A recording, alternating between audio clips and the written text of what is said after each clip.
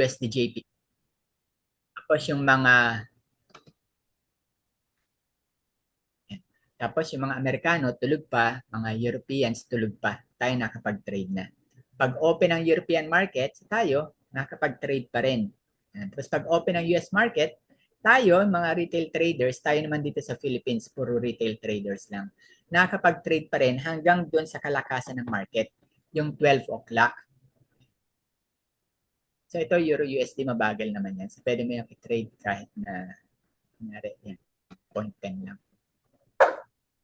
Although pagka ganyan, may high impact news, malaki rin yung kanyang spread kasi.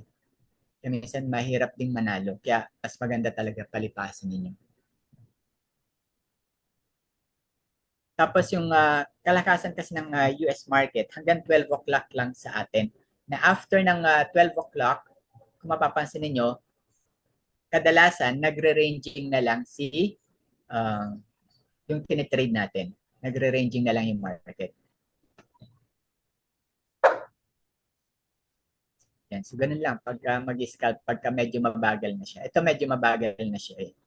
Kaya makikita mo na makakit-akit siya. So, kung gusto niyo siyang sabayan talaga, baba kayo ng M1. Ayan. So, since umaakit siya, nakikita na natin sa M5, umaakit siya, binubuo niya yung kanina. So, kung mag-M1 ka, aabangan mo lang ulit yung pagbaba niya, tapos sabayan mo na siya ng pag-angat ulit.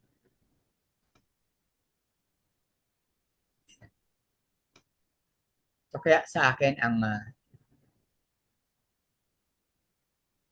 pababa ko lang ito. Sa akin, ang chart ko talaga is 4 para makita mo tong M5 niya. Tapos si H1. Natitingnan mo to. Tapos dito ka kukuha ng entry mo kay M1. Nakita mo siya, maakyat-akyat pa rin yan. So ito, abangan mo lang ulit pagbaba. Pagdating sa baba, pasok ka na naman. Yung mga mabilisang scalping lang.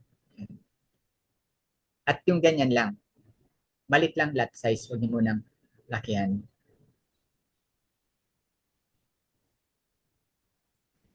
So 8:30 meron tayong news. Stop natin to and then balik tayo sa ano. Diyan natin nakita yung ating PowerPoint kasi trade. So punta na kayo kay gold. So tapusin na natin si Euro USD.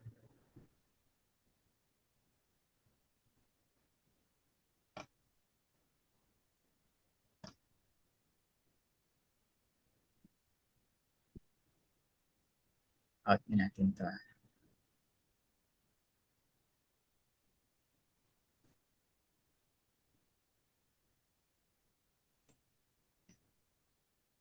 Ayaw mag-out.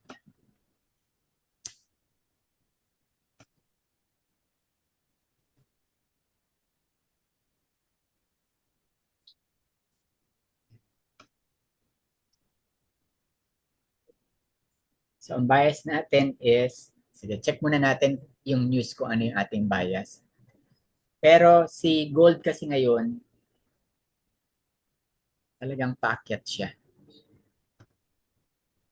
Medyo malakas yung kanyang sa ngayon, ngayong araw. Yung 20, ilang beses siya nag-try, 25-20. Tapos, pagdating doon, bumabagsak. Pag na-break niya yan, ang next niya is yung 25-28 to 25-30. Pag na-break niya yon sa panibagong all-time high. At yun naman yung inaabangan ng mga broker or trader.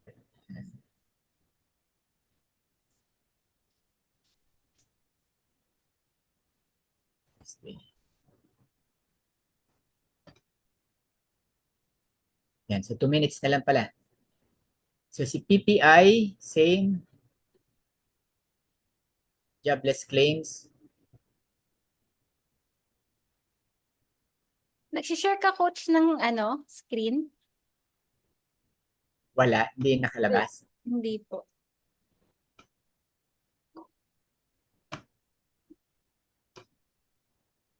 Yan. Okay, so 1 minute. So PPI, same siya, 0.01. So ito yung aabangan natin, ang actual. And then, jobless claims, akyat siya. So, kita natin. So, ito kasi yung mahalaga dito, itong actual. So, kung mas pataas siya rito, so, buy tayo kay gold. Bilisan natin kasi magta-time na pala.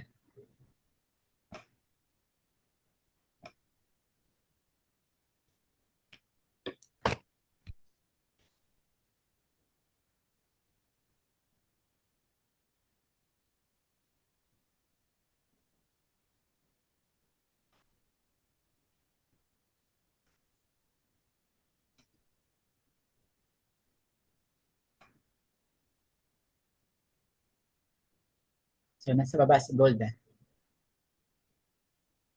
Euro USD itong nasa taas. So, dati, nga sabi ko, pwede niyong lagyan dito ng sell stop and buy stop. Pagka naglagay ka ng sell stop, either lagyan ninyo ng TP or pag bumagsak, close na lang agad ninyo.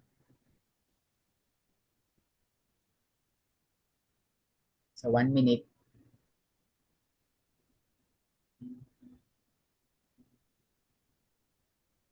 For the past, high impact news, ang ginagawa niya talaga is gumagawa siya ng swing. Kahapon, hindi ako nakapag-trade. Akit siya. Ganyan siya. Hindi niya alam kung anong uunahin niyang puntahan. Kaya kung meron kang buy stop or sell stop, possible, tamaan parehas.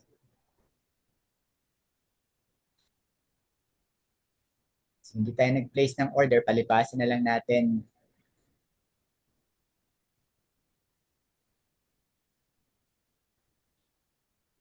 So, baka biglang iakyat niya.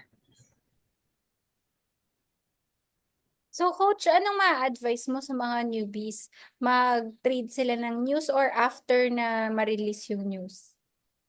After na lang ng release ng news, so siguro mga 15 minutes or 30 minutes.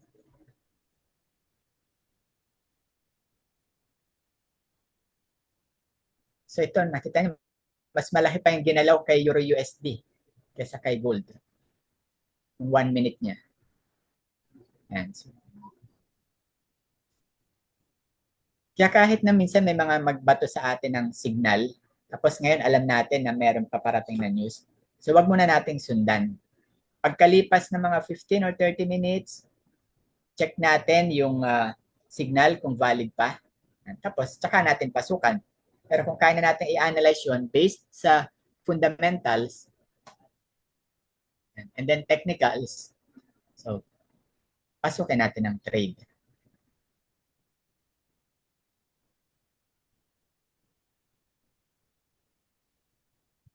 Yan. So, si Euro USD, ito yung kanyang 1 minute and 5 minutes.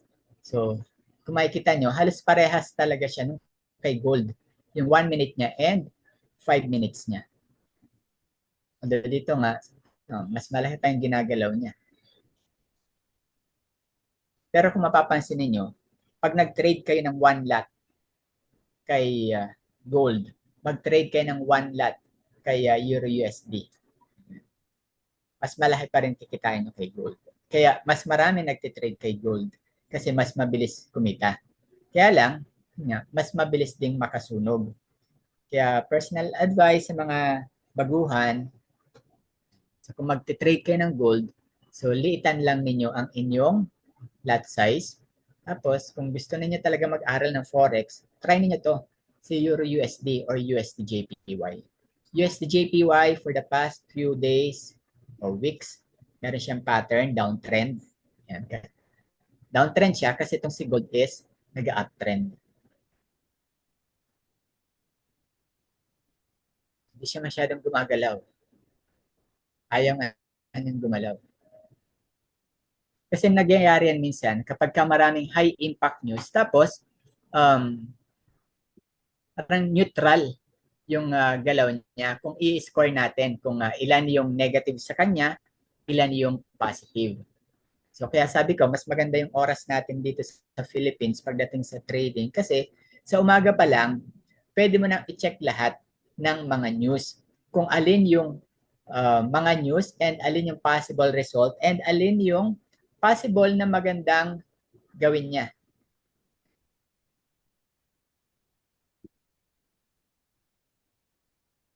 So ang bagal. So kung ikaw ay mag-scalp, may inip ka talaga rito kung alin ang pasok mo. So tanda natin sa trading, minsan, mas okay pa yung wala kang position. Mas maganda yon na decision kesa pumasok ka ng trade na hindi ka sure kung yan ay aakyat or bababa. So titignan mo dito, hindi na siya gumagalaw. Dito lang siya between 25-21. And pag tinrade mo to, loss ka agad yan dahil doon sa spread. Marami kong nakikita sa mga GC, kadalasan doon mga bago nagre-reklamo about spread, may high impact news sa mga slippage and normal talaga yun. Minsan tamaan kayo niyan, kaya the best talaga, huwag kayo mag-trade pag may high impact news. Kasi kahit halimbawa, tamaan ka ng slippage, magreklamo kayo sa mga broker. Kahit anong broker yan, pare-parehas ang sagot niyan due to high volatility. Yan, ganun lang sasabihin yan. Marami na akong iba't ibang broker sa mga GC na nakita tapos pinopost nila yung mga reply ng broker.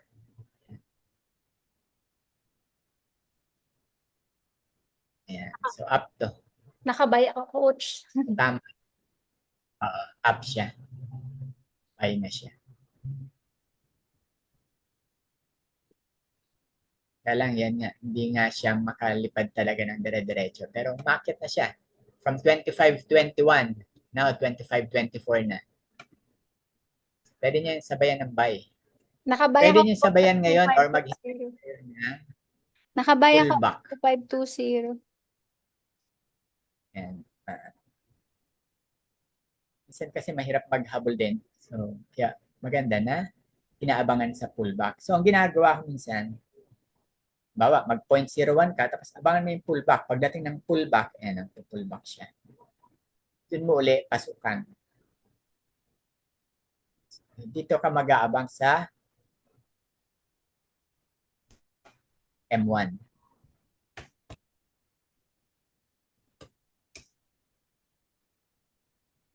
Yan yung iba eh.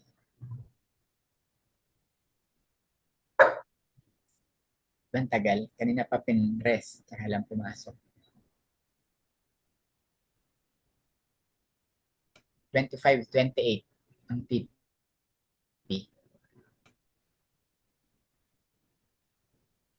Tatapat lang siya dito eh sa kanyang all-time high.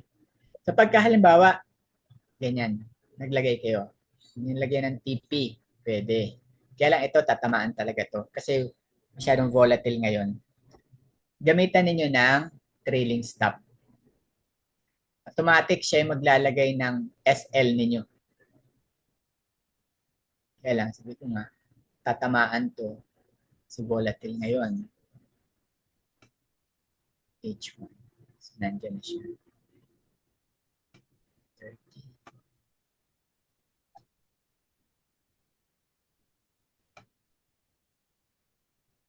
Yan. So, kung naglagay tayo ng trailing stop, tinamaan na siya.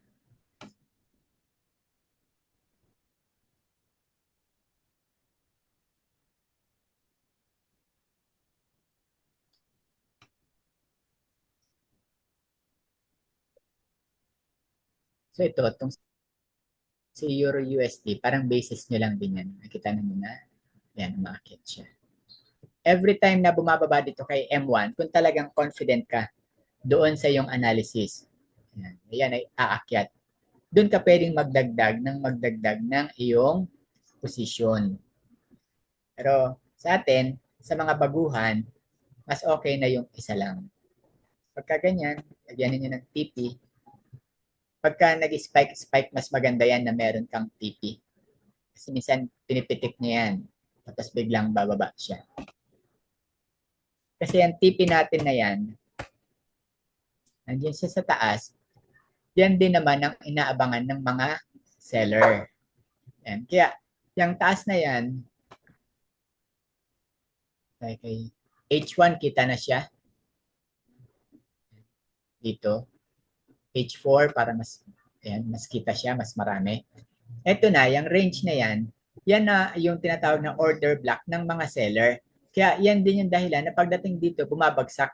Yan, pagdating dyan, bagsak, nag-try, bagsak, try uli, bagsak, mas malalim, nag-try siya, bagsak na naman, ito nag-try, bagsak. Kaya pagdating dito, possible, bumagsak uli yan. Lalo na kita natin, hindi naman ganun kalakas yung news ngayon. So, possible siyang bumagsak. Kaya ito, yung range na yan, order block yan ng mga seller. Ang daming naghihintay dyan. Marami diyang mga naka-sell limit. Kaya pagka kumikita ka na, yan, so pwede mo na siyang i-close. Diba? Yan yung tinatawag natin na TP when happy. Yan, kung bawa, 25-28 pa ang iyong TP. Pero sa tingin mo, nahihirapan na siya umakyat. Yan, bumababa na siya. Yan, bumababa na siya. So, pagka kumikita ka na, sa tingin mo, pwede na yan sa'yo, pwede mo nang i-close. At least, meron kang profit kesa abutan ka nung pagbagsak niyan. Kasi kung makita natin dito, every time dumarating siya dito, yan, ang laki ng binabagsak niya. Ang lalaking mga candle. Yan. Ito, bullish engulfing. Pero ang tumapat sa kanya, isang malaking pababa rin na bearish candle. Ito, 3 white horse. Yan. Pagdating dito, bagsak uli siya. Ito rin, ang lalaki ng ibinabagsak niyang candle. Kaya dito, so, kesa abang makuha, tamaan ka niya, pagka nag-profit ka na, and masaya ka na dyan sa iyong profit, so okay na yan. So, pwede mo yan lagyan ng trailing stop. Medyo kumalma naman na siya. So, trailing stop mo. Minsan nga pagka medyo malakas talaga siya, trailing stop, tinamaan na agad. So at least, meron ka ng profit na $20. Tapos kung gusto mo pa, actually pagka nandyan sa taas, mahirap siyang abangan. Ang gawin mo, aabangan mo siya doon sa lagpas pa ng iyong resistance. So kung 25, 28 to 25, 30, doon siya. Nakikita natin doon siya natitigilan. So, mag-abang ka ng buy stop o kaya bantayan mo pagdating ng mga 25.32 or 25.33, dun ka pumasok ng buy. Yan. Kung ayaw mo mag-buy stop. Yan. Pero kung confident ka, gagawa na yan ng all-time high niyang panibago. Kasi ang next target after niya ma-break to, itong range na to, 25.50. So, hindi ka pa malilate. Kahit pumasok ka 25.35, pagka na-break niya to, tutuloy-tuloy to. Yan, umakyat na siya. So, hintayin niya 25.30, minsan nilalagpasan niya yan, 31.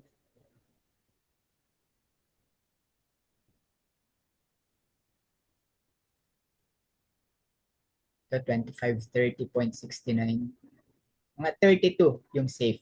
Tapos, pag nakita ninyo 32, umakyat, 33, pasukan ninyo. May mga time, after niyang umakyat dyan, magre-retest yan. Ang ire-retest niyan, yun ang 25.28 or 25.30.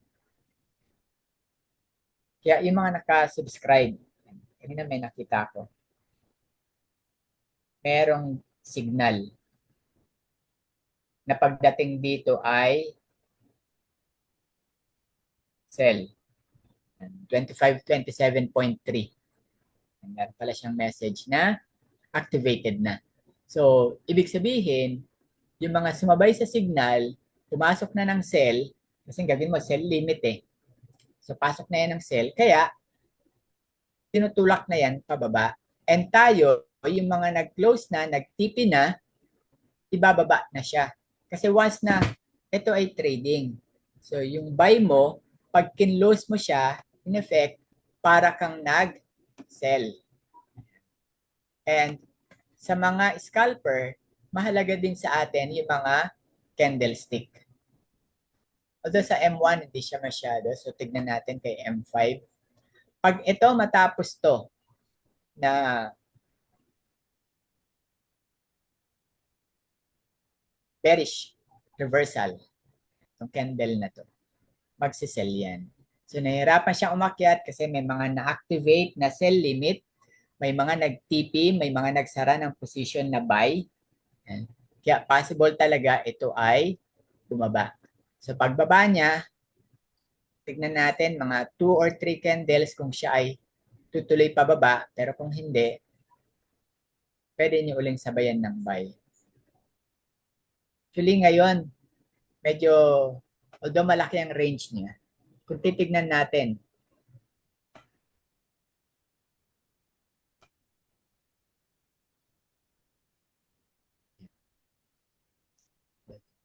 si gold, magre-range yan, aakyat, range, ito range siya, akyat, then nag-range, makyat, so kaya dito siya nagre-range ngayon,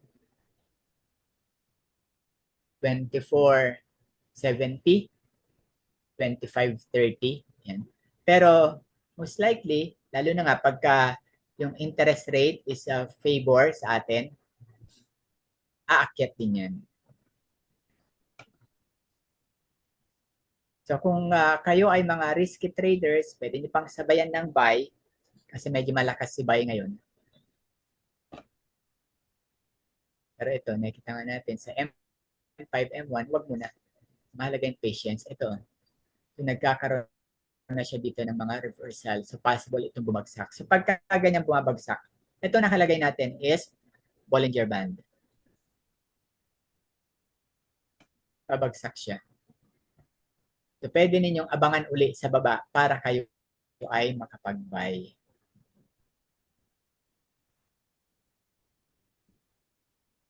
So kung sumabay kayo sa signal na sell, magpa-profit kayo. So ang TP1, nakita ko is 25.23. So dito, so tama naman yun.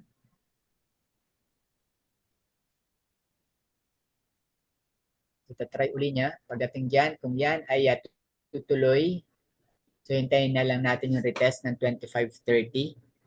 Siya ay aakyat uli.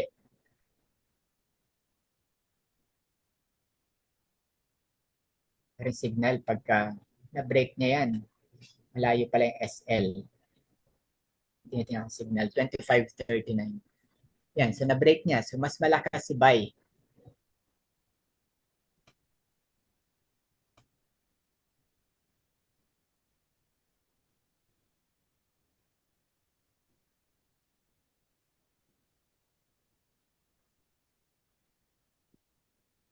Bullish engulfing kay M1, M5. Hindi pa tapos yung kanyang candle. So reviewin din ninyo yung mga candlestick pattern kung kayo ay mag-scalping. Mahalaga siya sa scalping.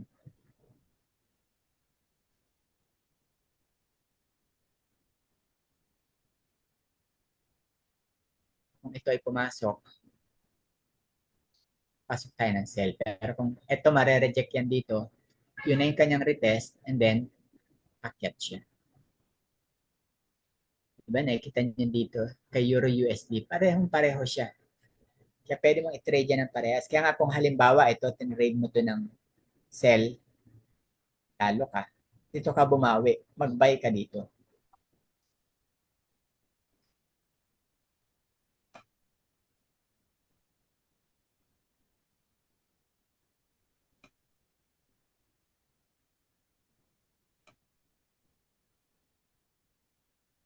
So ito yung opposite niya, si USD JPY.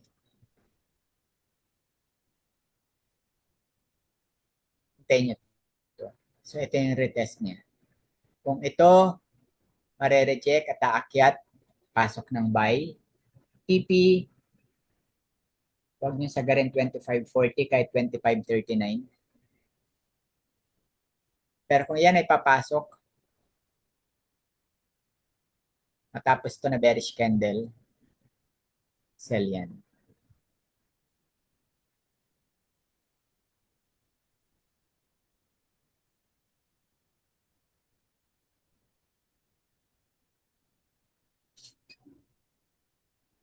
Buy siya. Buy. Gusto mag-buy, no? Sige, buy niyo. Tinalta natin to as USD JPY. Kaya ito naman ay opposite nito. So kung gusto niyo kasi wala tayong DXY dito, sa trading view nyo tignan, kasi dollars dapat ay ito, pababa, USD. Ito ay paakyat.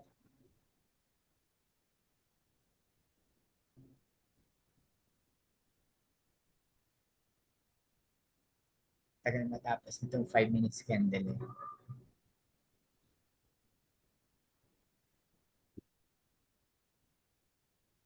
So, nagre-range siya.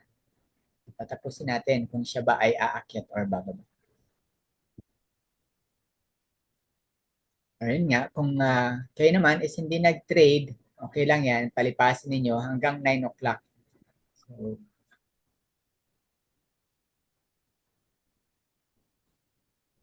buy na. Sige, buy natin. Kung ako lang, buy ko. Nakabay ako, coach. Buy nyo. Kahit hanggang mga 5 to 25, 30. Yan.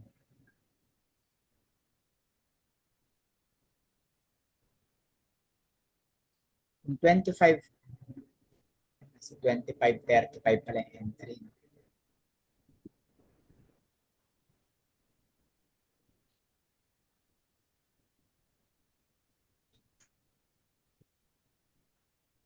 Kung kayo ay hindi maglalagay ng SL, tignan ninyo dito mga 25, 28, ikat na ninyo.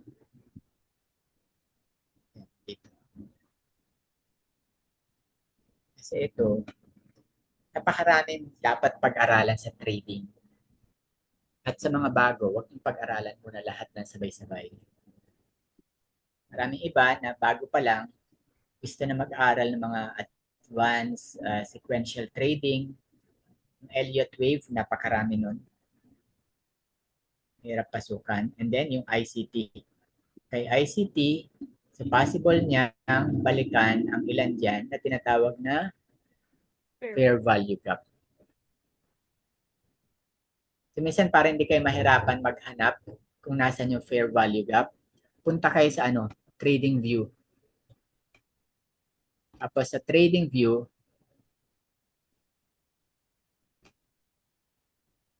meron doong mga indicators ng fair value gap.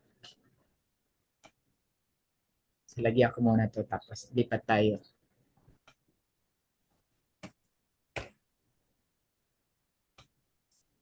So yan. So since nag all-time high si gold, pwede nyo iwan si buy, abot yan 25.50. Kaya lang, yan, kasi Friday bukas, maraming mga traders hindi na nagtitrade kapag Friday. Kasi bumabalik na dyan. Kahit napapunta ng all-time high, may mga time na talagang yan ay pag Friday, yan kasi yung time para mag-liquidate yung mga swing or intraday trader. Kasama pa yung mga position trading, lalo na pagka end of the month. So, this bukas hindi pa naman end of the month, pero end of the week. Kasi advice talaga sa atin, huwag kayo mag-iwan ng trade during the weekends. Kasi ang daming pwedeng mangyari during the weekends na pag-open ng market, ang laki ng gap. Yan, yung talagang gap siya na walang candle. Bawa mula dito, pag nag-open, nandun na yung kasunod. Dahil sa halimbawa, biglang may nagyera. Yan. So, buti sana kung ang iyong position is buy, tapos ang tamaan ay ang iyong TP. So, maakyat siya.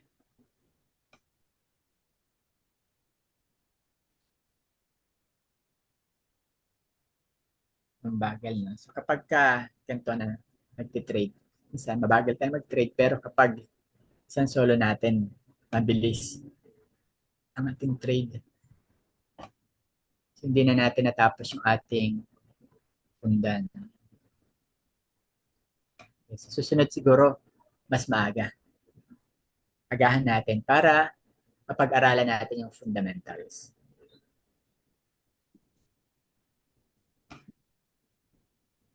So kay Trading View, isang ginagawa ko, naka-open yung screen ng gold.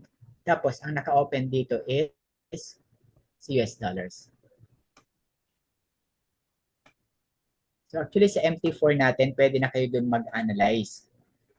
Pwede na magguhit, pwede na maggawa ng mga indicators, nandun na rin naman yun. Kasi itong si Trading View ngayon, hanggang 2 indicators na lang ang binibigay niya.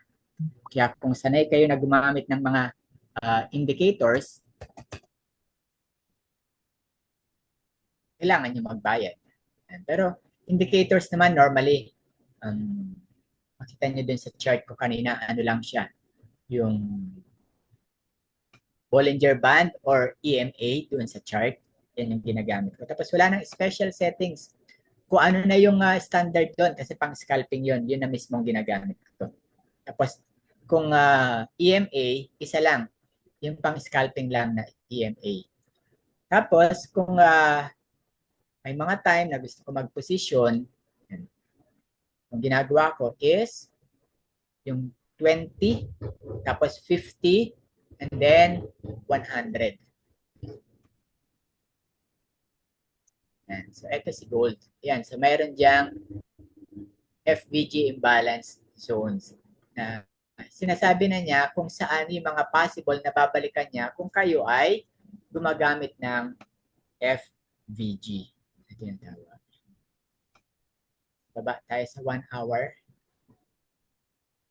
So far, wala naman siyang FVG sa 1 hour.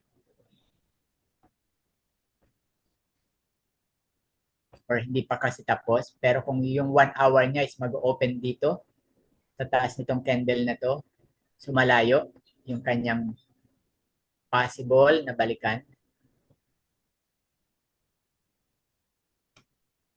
Tingnan natin kay M15. Wala rin.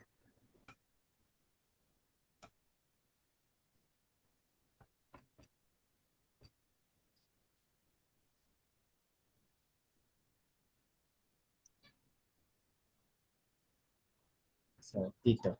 Yan. So, possible niyang balikan is dito. 25.23. Although nahihirapan si gold na makyat siya. Pero tutuloy yan pakyat. Kasi nandyan kasi yung mga sellers.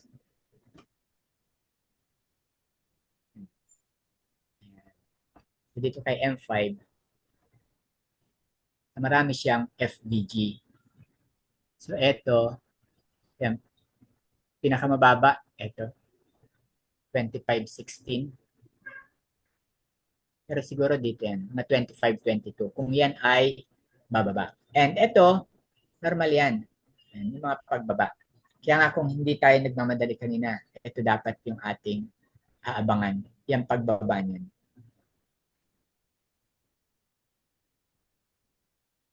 Possible na babain niya.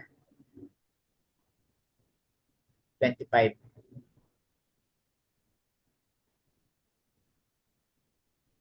25-27. Masyado na malayo. 25-27. Pag dumating ng 25-27, pwede pa rin mag-buy. Uptrend yan.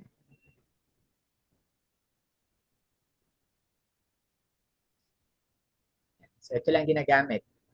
EMA, ito, dinagdag ko lang yan, pero hindi naman ako masyado nag-ICT. So, more on scalping pa rin ako. Then, minsan nag-intraday.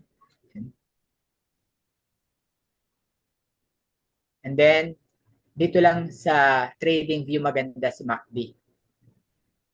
Meron kang histogram, meron ka ring EMA. Pero sa MT4 kasi, si MACD is hindi siya colored.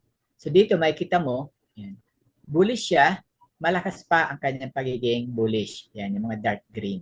Tapos ito, nag-light na siya. Yan. Bullish pa rin siya, pero light na, nabawasan na yung strength niya. Yung lakas niya. Normally, yan ay gumagawa ng mga humps. Bago yan pumunta dito, hindi yan diretsong bababa. So, kagaya nito. Yan. Malakas yung baba niya, tapos unti-unti nabawasan hanggang lumipat siya rito. Kung kayo ay mag-trading view, so ito lang gamitin nyo, EMA and MACD or RSI.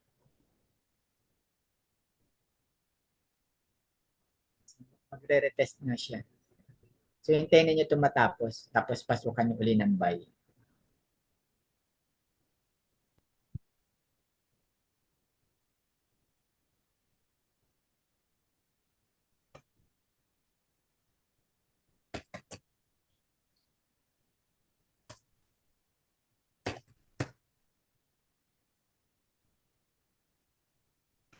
DXY.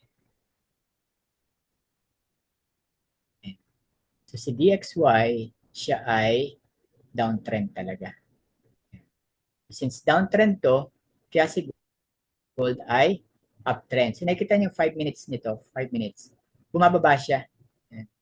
Si gold kanina, bumababa rin yung kanyang 5 minutes.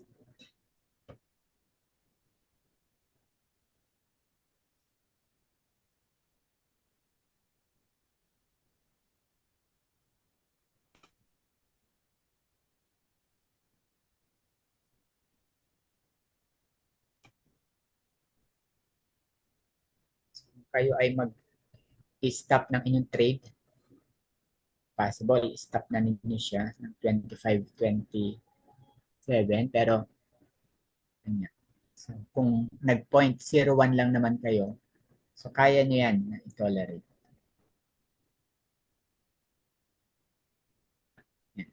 So after 30 minutes, ganyan na siya. Mabagal na siya. Tapos, after 30 minutes, ngayon, so 8:30 lumabas yung news, so 9 o'clock, so yung iba, ngayon na ulit bumabalik ng trade. So doon na ulit sila mag-analyze saan ba papunta ang market. Kasi gold, atin siyang babalikan,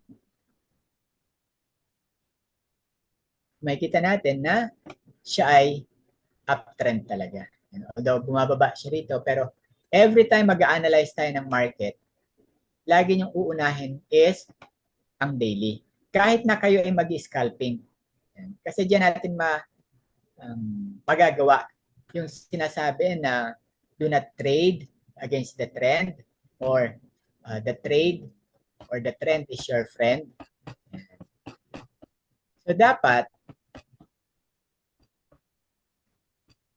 kung ito is uptrend, ang hahanapin mong entry is buy ka. So kung nakita mo kay daily, uptrend siya. Tapos pumunta ka ng H4 uptrend, pumunta ka ng H1 uptrend, pumunta ka ng M15 uptrend. So yun, malinaw yun na ikaw ay mag-buy na. Pero kung pagpasok mo ng M15, bumababa siya. Tapos M5 bumababa. So diyan papasok kung anong klaseng trader ka. Kung risk trader ka na sa tingin mo kaya mong sabayan yung pagbaba niya, kahit na alam mo na overall sa H4 at D1 niya is uptrend siya. Yan, kung sasabayin mo ba yung sell niya or patatapusin mo kung hanggang saan siya bababa. At kung hanggang saan siya bababa, doon ka lang mag-entry. So ang ginagawa natin dyan, pasok ka ng H1, tapos doon ka kumuha ng iyong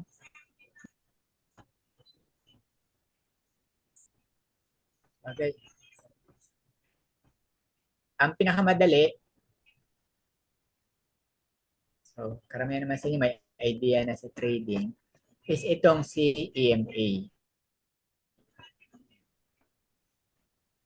Okay, EMA, pag ito ay naiwan niya to, yung EMA niya, binabalikan niya yan. So parang si FVG din yan. So babalikan niya. Pero pag nabalikan na niya yan, babalik siya sa taas. And then kung medyo mas technical ang gusto ninyo, pwede niyong gamitan siya ng Fibonacci retracement.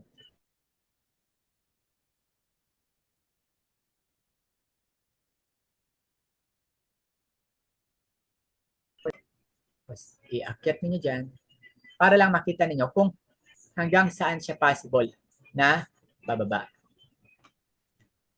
Dito, Yaw.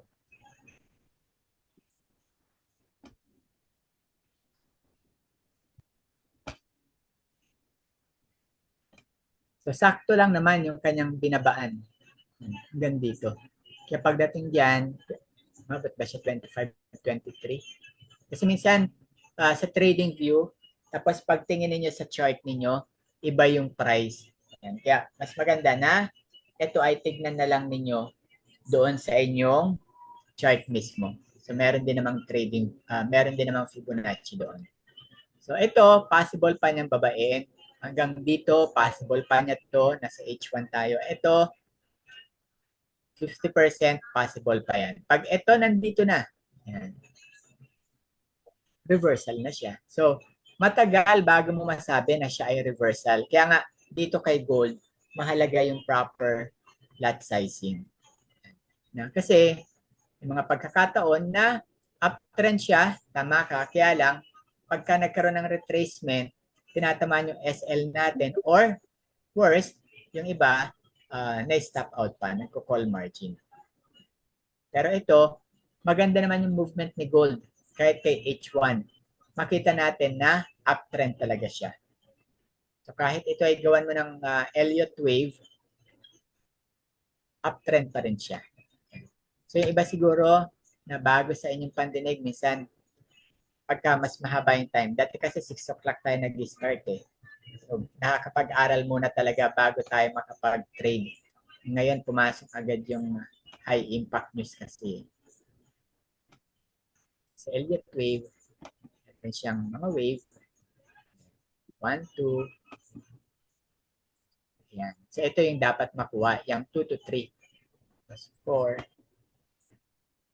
Yan si Elliott wave. Meron kang 5 na waves. Kaya malinaw dyan na siya is uptrend.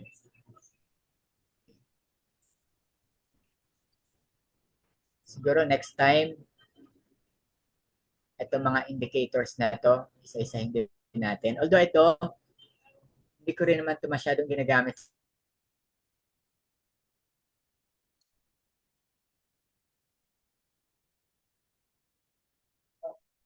Ano yun?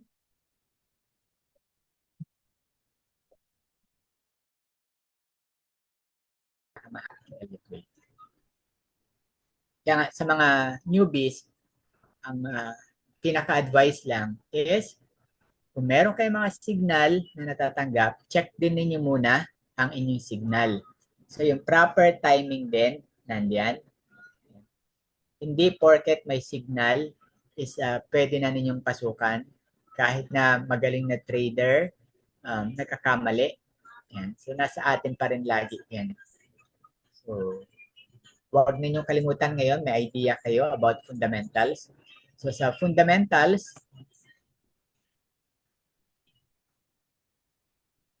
hirap pagsabay-sabayin lahat na. So sa fundamentals, maganda na meron din tayong idea about sa mga news na ating nababantayan.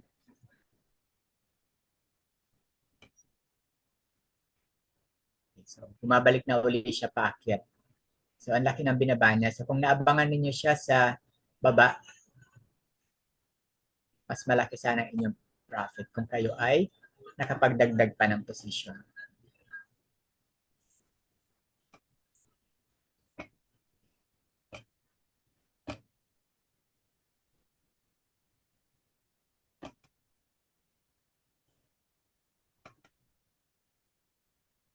So, unahin lagi si fundamentals. Tapos pagka may bias na kayo, halimbawa ang bias ninyo is buy. Yan. So, hindi naman ibig sabihin na kayo ay nakabuy. Pagpunta ninyo sa chart is mag-entry na agad kayo ng buy. Yan. Kasi, kailangan timingan din ninyo dun sa chart. So, kapag natutunan ninyo both fundamentals and technicals, so doon masasabi natin na talagang tataas ang inyong winning rate. Yan. Kasi hindi lang kayo technicals, hindi lang fundamentals ang inyong ginamit. So sasabayan ninyo parehas. Although meron mga trader na ang ginagawa nila, purely technical sila. And sabi ko nga, based from experience, so mas maganda si technicals kung doon kay sa forex, huwag kay gold. Kasi kay gold, tatama-tamaan lang ang inyong SL. Kasi mahalaga na may SL. Kaya lang yun nga, pagka kayo ay lagay ng SL kay gold and technicals lang ang ginamit ninyo, mas malamang tamaan. Kaya yung nakikita nating signal, yung mga naka-enroll kay economy, yung kay OBITS. So yun ay day trade. Hindi siya, although may live scalping siya, pero yung mga signal niya, more on day trade yun. Kaya kung mapapansin niyo ang layo ng SL and madalas siya mga limit order. And hindi siya nagma-market. So limit na kailangang hintayin mo na siya ay makarating doon bago ka mag-place ng trade. So, hindi ko na makita yung bar natin.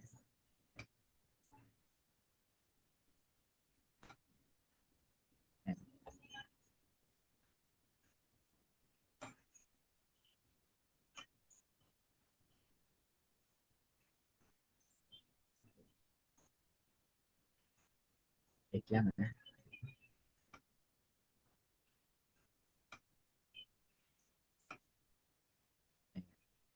Meron pa akong isang share siguro last na to.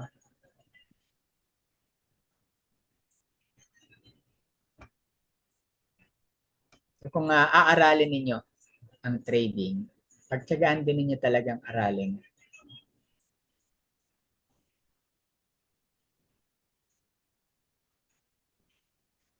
So, nakashare ba ngayon yung calendar? Maliit na.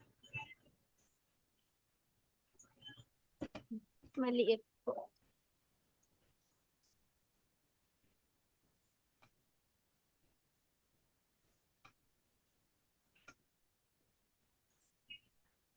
Try kong palakihan na. Medyo mabagal yung laptop ko kasi ang dami nang nakabukas.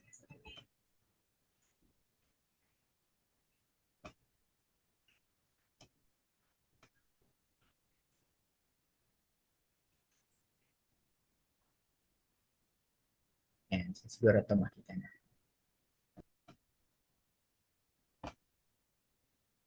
Yun sa ating economic calendar. So kung kayo mag-intraday, so nandyan yung previews, yung consensus, and then yung forecast. Tapos, ito tinuro sa amin noon, lagyan nyo na score. Yan. Na ano yung magiging effect niya. Yan yung difference.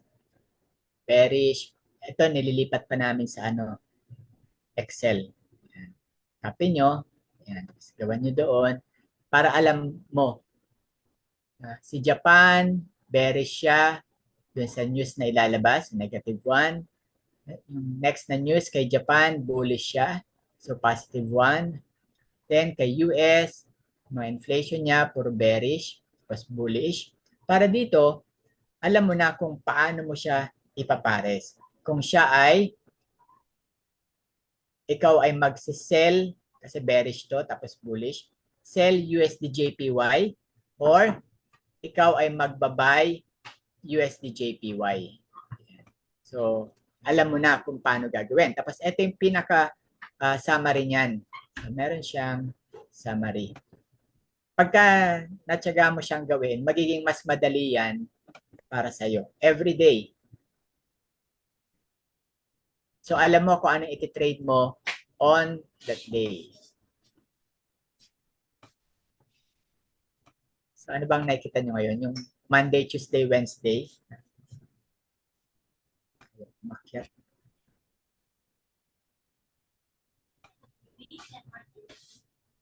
Yan. So, halimbawa ito, sa Friday. Yan. Meron kang positive 4 and then -1. So, makita mo doon na positive 4 and then nawala. Positive 4 and then -1. So, ang trade mo dito on Friday is, kung pag-prepare mo to, sell Euro USD. Yan. Pero kung gold ka lang, sell gold ka. Tapos dito, ito naman, so ganun din.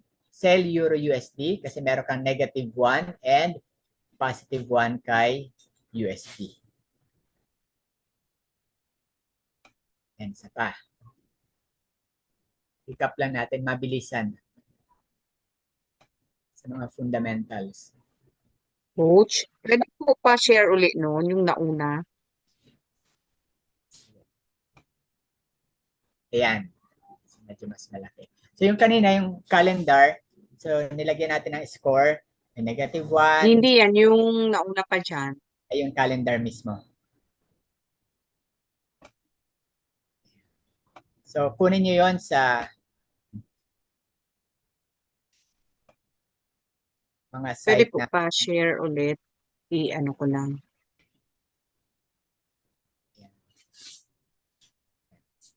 so doon sa inyong yung kanina natin tinignan, may FX book. Meron din to sa investing.com, fxstreet.com. Yan. So meron to hanggang dito lang. Yan. So wala pa yung actual. Pagkatapos,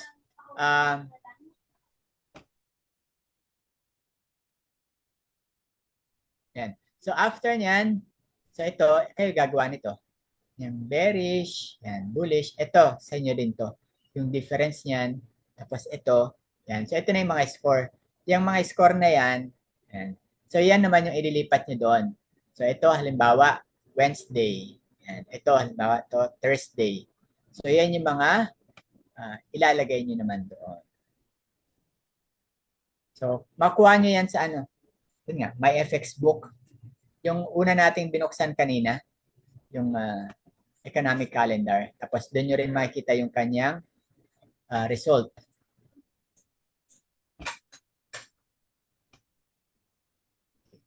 So isa pa, so yun yung about economic calendars, yung mga data na lalabas on time, pero gagawin nyo siya for intraday. Yun yung sinasabi ko na kanina, umaga pa lang, pwede na kayo mag-place ng order based doon sa ating inaral na yon. Yan, sa maghapon. Tapos, i-close nyo siya bago mag-US time. Yan.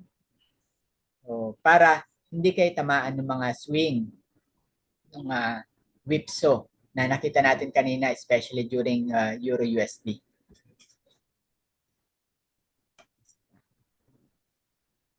Tapos, doon naman sa mga speech, babantayan ninyo yung mga news. And then, pagka may magsasalita, yung mga speech. Madalas, naririnig ninyo to, hawkish, dovish. Yan. So, kapag hawkish, ang effect nito sa currency, yan. So, nag-appreciate ang currency. So, kapag may nagsalita sa Board of Governors ng Feds, lalo na si chairman, at ang analysis doon ng mga tao is hawkish. So, mag-appreciate yung US dollar. So, babalik ta rin nyo, si gold ay magdi-depreciate. Yan, bababa. Yan. Kung dovish naman, yan, magdi-depreciate or bababa ang US dollar, and then si gold is aakyat. Yan. So, ito yun.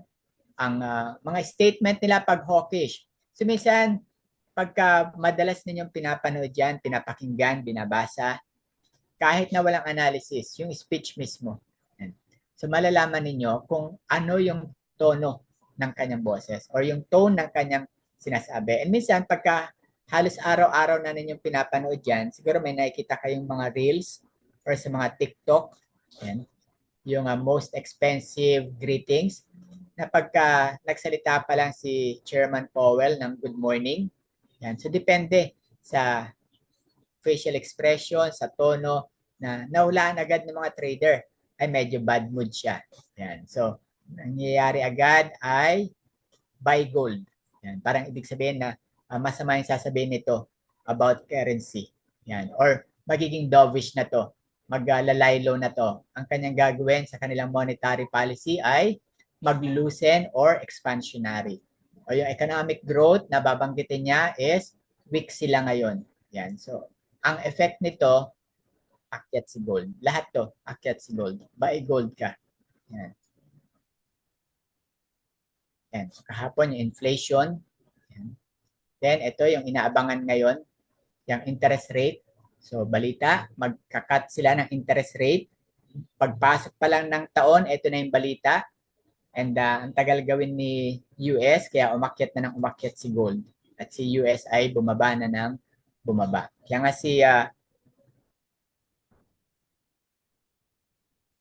Donald Trump, yan, kumakandidatong presidente, sabi niya, ang tagal daw kasi mag-decide ni Powell na mag-cut ng interest rate. Yan. So, si Donald Trump, pabor yan sa mga trader. Kahit sa mga crypto, yan, pabor si Trump. Kaya pagka siya nanalo, so akyat din si crypto. So si idea din, si Jerome Powell ang nag-appoint sa kanya si Donald Trump pa nung siya pa yung presidente. Ngayon, kumakabalik siya, abutan pa rin niya si Jerome Powell na chairman ng Feds. Yan. So pagka napag-aralan natin yan, alam mo na agad yung bias mo. Then once may bias ka na, pasok ka na doon sa chart. Yan. Kung ang bias mo is bullish, pero yung chart is bumababa, bullish ka pa rin. Ang gagawin mo, mag-antay ka ng buy limit. Yun ang order mo, buy limit. Kasi naniniwala ka, akyat, kaya lang bumababa. So hanggang kailan matatapos yung kanyang pagbaba. So ngayon, sa ating trade, yan. Nag-TP, no? Kita ko nawala na yung order. So, ibig sabihin, nag-TP. Kasi hindi naglagay ng SL. Yan. So, nag-TP siya kanina. Pagdating ng 25.40, another order block, bumaba. Patapusin itong pagbaba. So, possible, kung naka-Bollinger Band kayo, aabutin niya hanggang dito. Yan. So, minsan, ito yung kagandahan kay Bollinger Band. Hanggang nandito siya sa taas na to, uptrend siya. Pag bumaba na yan, downtrend na siya. Parang ito. So, ranging siya. Yan. Narrow. Bumaba, nandito siya. Na-break niya. Tuloy-tuloy na siya paakyat. Yan. So, maakyat siya. 25.33. Pwede na ninyo siya uling pasukan ng buy or hintayin nyo uli dito. Kung medyo matyaga kayo, antayin nyo rito. Yan. Kasi ito, bearish reversal to. Sinundan pa nito. So, ikaw ay merong shooting star. So, pwede mo siyang hintayin pang bumaba. Pagdating dito sa baba, siya ka mag-buy. Parang bababa pa siya. Para mas makita natin. Yan.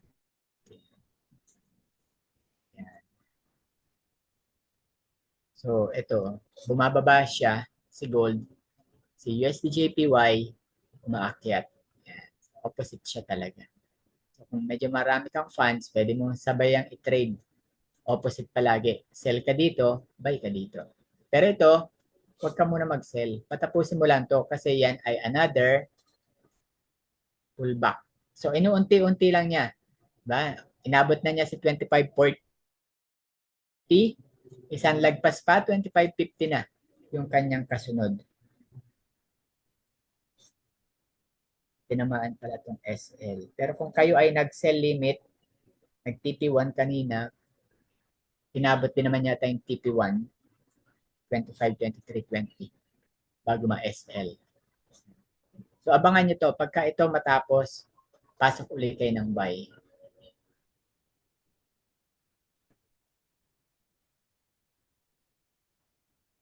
Nakita ninyo dito, nagre-range siya. Patapusin nyo to. So, mga isang bagsak pa dito. Ayan. Tapos pasok kayo ng buy. So, ayan. So, halimbawa, nag-analyze tayo fundamental. Tapos, ang bias mo nga is buy. So, pero nakikita mo, bumababa siya ngayon. So, huwag ka muna agad pumasok. So, hintayin mo. Pero ito, nakikita mo, medyo paakyat na siya. Kita mo naman dito kay USD, pababa na siya. So, pwede mo uli yan pasokan ng buy. So, kanina TP natin 25.38. So, pwede uli kahit hanggang dun lang uli. TP mo na yun. 0.10 lang naman to. TP mo uli. Gusto niya, isagad niyo na ng 25.40, total bin rate na niya. Kung kaya ninyo maghintay,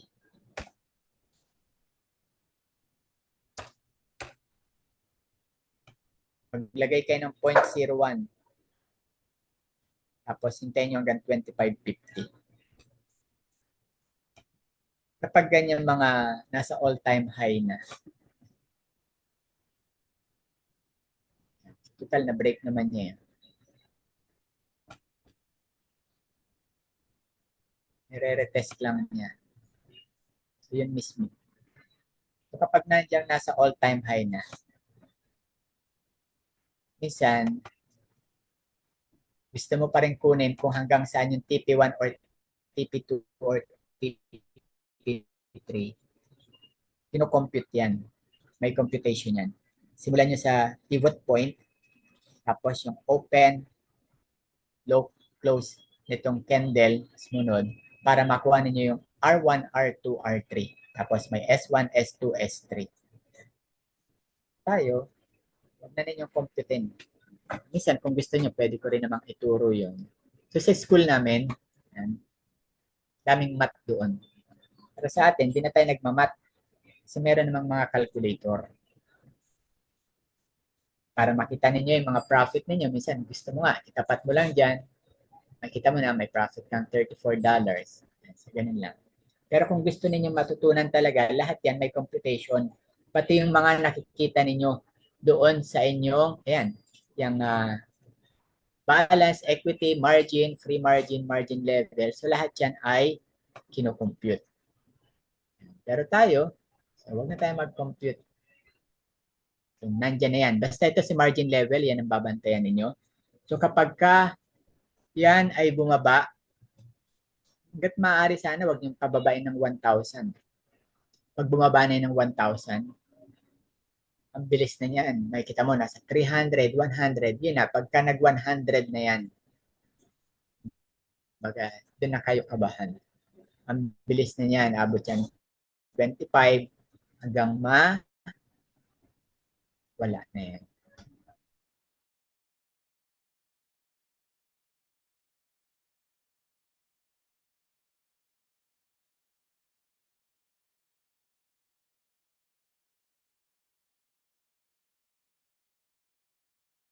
Bawa, tatapos na tayo. Lalagyan niyo ng trailing stop. Ganyan lang naman sa trailing stop. Susunod na yan. Ayoko lang kasi kay trailing stop. Ang bilis niyang tamaan. Kaya gusto niyo, ilayo niyo para hindi tamaan. Or, ginagawa ko talaga dyan is, naglalagay ako ng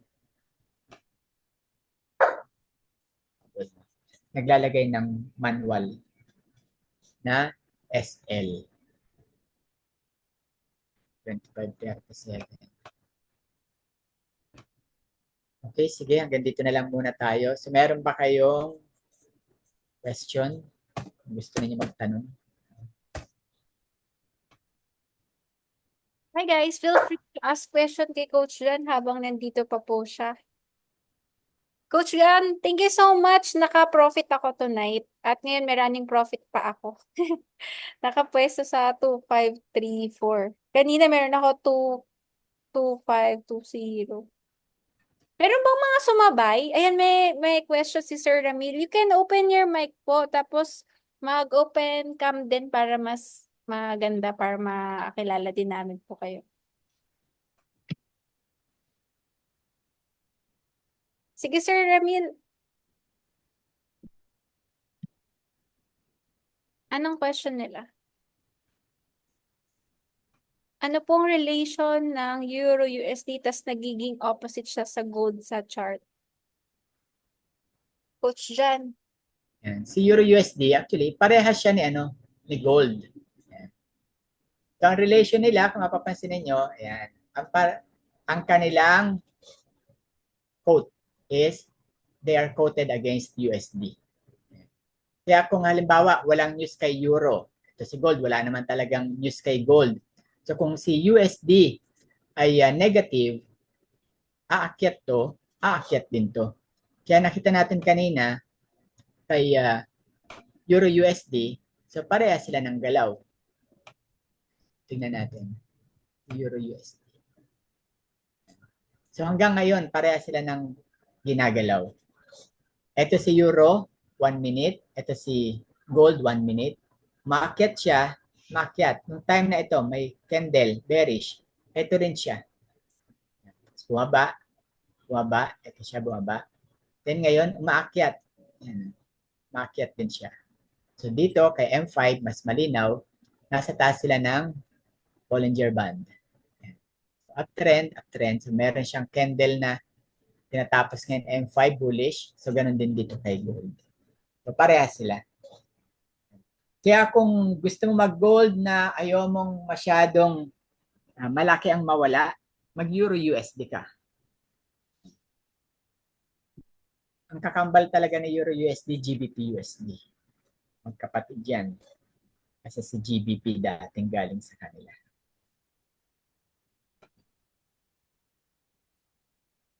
Coach, ako may tanong. Kailan yung next session natin? Sige, coach. Pagka medyo maluwag uli ang schedule. Sige. Kasi busy kasi ito eh. Thank you, Coach, sa time po. Guys, meron pa kayong question? Kasi it's 9:30 na po. Is it always safe to assume po ba na kapag nag-open ako ng trade sa both chart, pareho po ba? Madalas kapag day trade. Yan. Pero check mo na lang muna. Yan, bago ka pumasok ng sabay. Kasi minsan, itong si Gold lang naman itong madalas nagloloko eh. Kaya sabi ko nga kanina na minsan, ito uptrend. Pero ito, downtrend. Si GBP USD, downtrend. Tapos, ito pumapares kay USD JPY na uptrend din. Yan. So, nag-TP ulit tayo sa 25.40. So, pagka ganyan, nagre-ranging na siya. Pwede nyo yung sabayan, taas-baba, or sa akin, ang ginagawa ko, buy limit lang. So, abangan mo ulit dito. Bababa na naman siya dyan. So, pagdating niya sa baba, doon ka na naman mag-abang ng buy. Hanggang sa matapos, kasi minsan matatapos yan eh. So, pagka natapos, either bababa na siyang tuluyan, kasi magsasara na yung market, or iakyat pa niya hanggang 25.50 na. Yun, thank you so much, Coach Jan. It's 9:30. And if you want to join our community, feel free to reach out po dito sa mga leaders natin and kay Coach Jan. So, paki-follow nyo na lang din po si Coach Jan Luna, tsaka message po siya sa Telegram if you want to learn more.